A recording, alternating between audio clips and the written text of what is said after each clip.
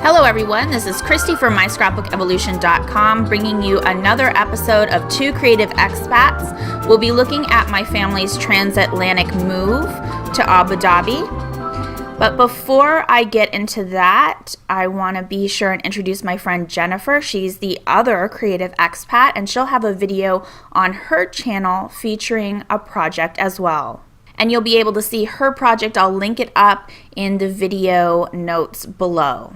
Now, the story of our transatlantic move is long overdue, and I was inspired to finally document it by using a prompt from Simple Scrapper. I am currently, at the time of this video, a member of the Simple Scrapper creative team.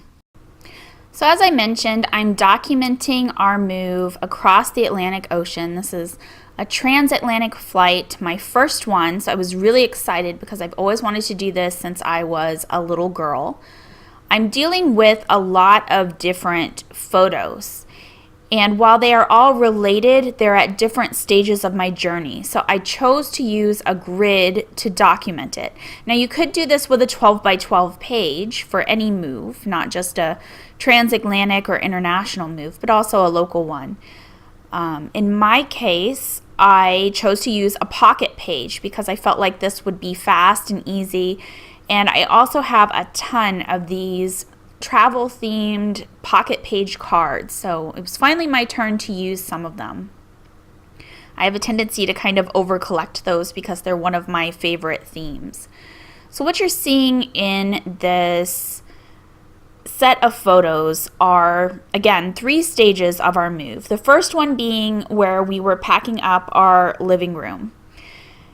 Now, living in Nassau meant that the homes we rented were fully furnished, and that's down to everything: silverware, linen, furniture.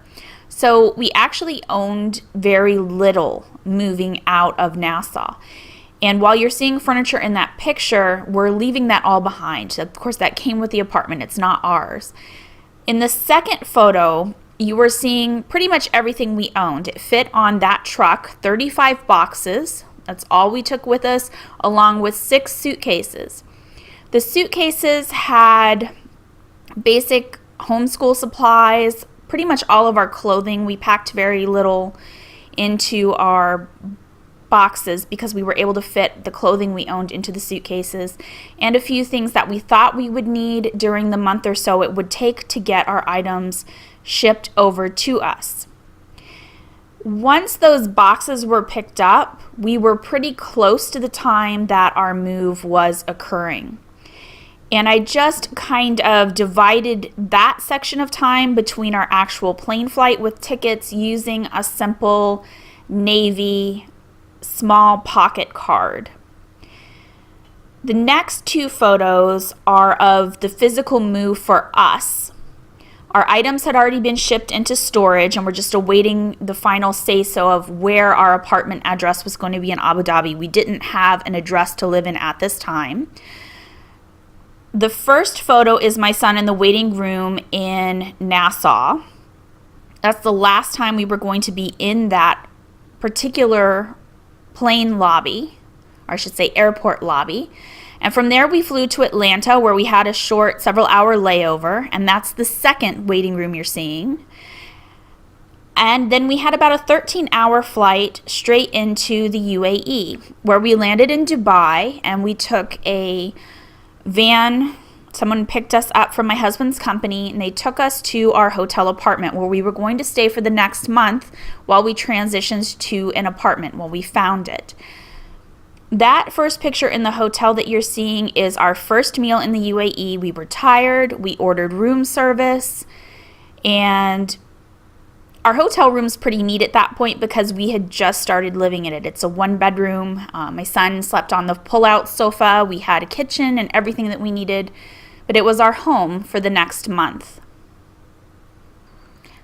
By the way, this kit that I'm using is from Coco Daisy. I was at one point a subscriber to their kits. So I don't know if you've been noticing how I've been placing items on the page. I like to use visual triangles on almost all of my scrapbook pages. So when it comes to pocket pages like this, I pull those into there as well. And I've created several triangles here. What those do is they allow me to separate each part of the story out even further. So one of the first triangles I made was with the color navy, and you'll see that I've strategically placed 3 blue items around the page. I've got the tape, the 1 pocket page card, and I've kind of pulled the color navy throughout. I did this again with yellow by placing cut apart pieces of another pocket page card throughout the page, and it kind of just frames the separate sections. I've also used actual triangles on the page. I like triangles because in science they signify change. They also are significant to many expats. They refer to themselves as triangles. It's kind of this story. There's a group called I Am a Triangle. It's a support group.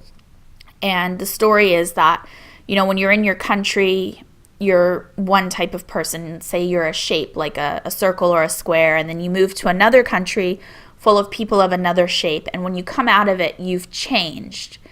And we've definitely changed as a family, especially living outside of the United States for over a decade now. We're very different people from the people we were when we left. So anyway, I try to use my embellishments and colors to sort of frame the pictures a little further. And then when I do pocket pages, I really like to use journaling strips. Journaling strips are easy to move around. You can place them strategically and cover sections of the page that you may not want to show. You can also further incorporate those into your visual triangles using text to sort of frame the different photos and guide the eye around the page.